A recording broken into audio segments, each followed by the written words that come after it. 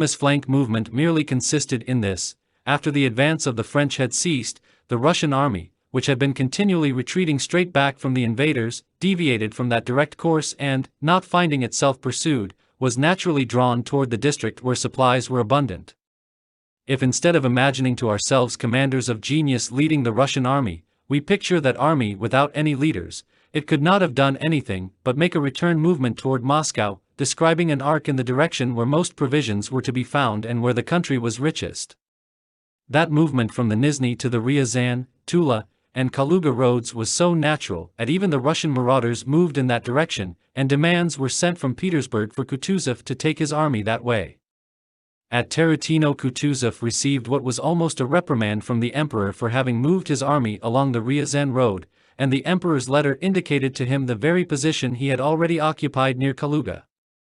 Having rolled like a ball in the direction of the impetus given by the whole campaign and by the Battle of Borodino, the Russian army, when the strength of that impetus was exhausted and no fresh push was received, assumed the position natural to it. Kutuzov's merit lay, not in any strategic maneuver of genius, as it is called, but in the fact that he alone understood the significance of what had happened. He alone then understood the meaning of the French army's inactivity. He alone continued to assert that the Battle of Borodino had been a victory. He alone, who as commander-in-chief might have been expected to be eager to attack, employed his whole strength to restrain the Russian army from useless engagements.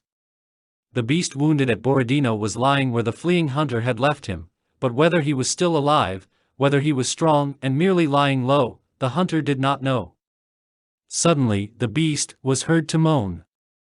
The moan of that wounded beast, the French army, which betrayed its calamitous condition, was the sending of Lauriston to Kutuzov's camp with overtures for peace.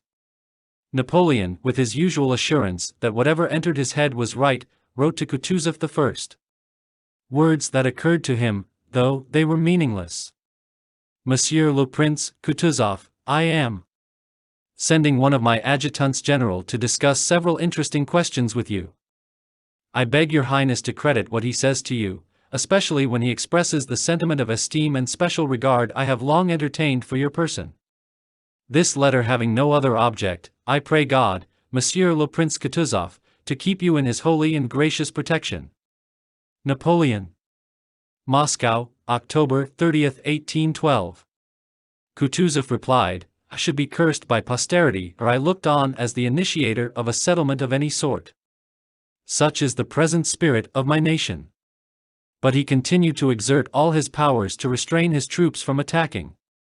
During the month that the French troops were pillaging in Moscow and the Russian troops were quietly encamped at Tarutino, a change had taken place in the relative strength of the two armies, both in spirit and in number, as a result of which the superiority had passed to the Russian side. Though the condition and numbers of the French army were unknown to the Russians, as soon as that change occurred, the need of attacking at once showed itself by countless signs.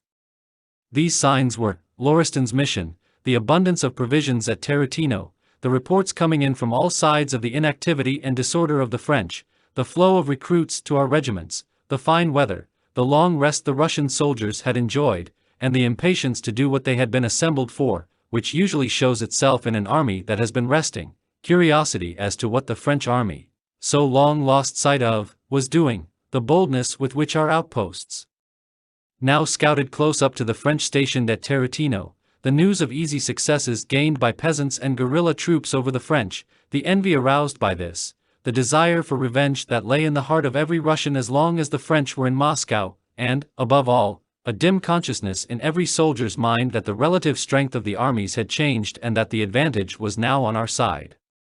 There was a substantial change in the relative strength, and an advance had become inevitable. And at once, as a clock begins to strike and chime as soon as the minute hand has completed a full circle, this change was shown by an increased activity, whirring and chiming in the higher spheres.